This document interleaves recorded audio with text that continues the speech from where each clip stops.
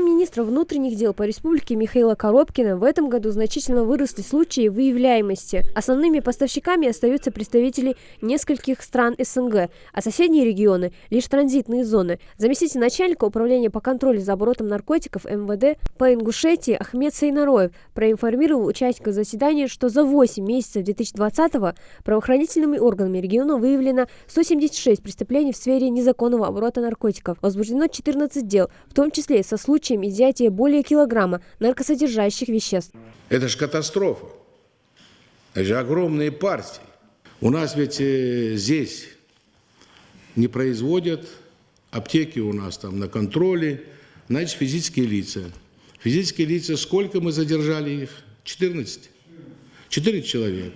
Махмуд Али Калиматов подчеркнул, что это общая беда, которую нужно решать всем вместе, в тесном взаимодействии. Говорить о проблеме честно и открыто. Важная роль в этом отводится общественности республики. Необходимо усилить работу по постановке на учет наркозависимых. Это позволит видеть реальную картину. В большинстве случаев точные причины смерти устанавливаются по косвенным признакам, без проведения последующих патологоанатомических мероприятий.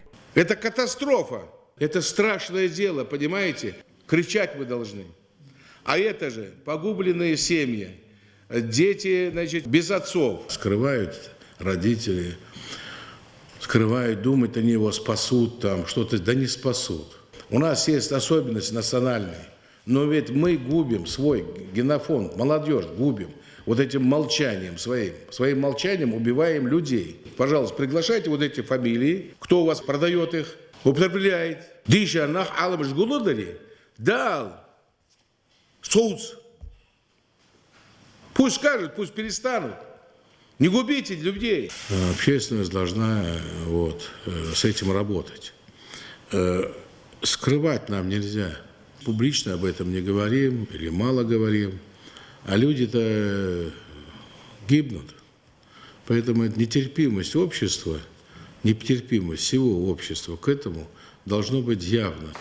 Махмуд Али Калиматов поручил комиссии усилить межведомственное взаимодействие. Он подчеркнул, что должна быть общая заинтересованность в решении проблемы. Кроме того, глава Ингушетии обратил внимание на необходимость более глубоко и предметно проанализировать ситуацию с наркоманией в муниципалитетах.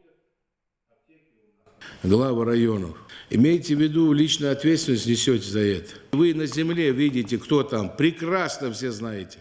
И в селе вашем знают, каждом, где районный центр у вас, кто у вас там уже. У нас ничего ведь не скроешь. Вы на месте, вы должны это делать. А вот так тихо отсидеться у вас не получится. Никто не застрахован. У нас же есть дети, внуки. Это же легко делается, вы знаете.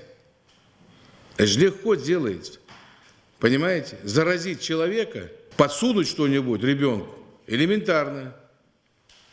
А нам же некогда. Основная нагрузка, давайте-ка, с городов, районов, и информированность у вас должна быть первая. Вот. От вас начнем. А потом, значит, то же самое школы. И я вас очень призываю к этому. И спрос будет очень жесткий.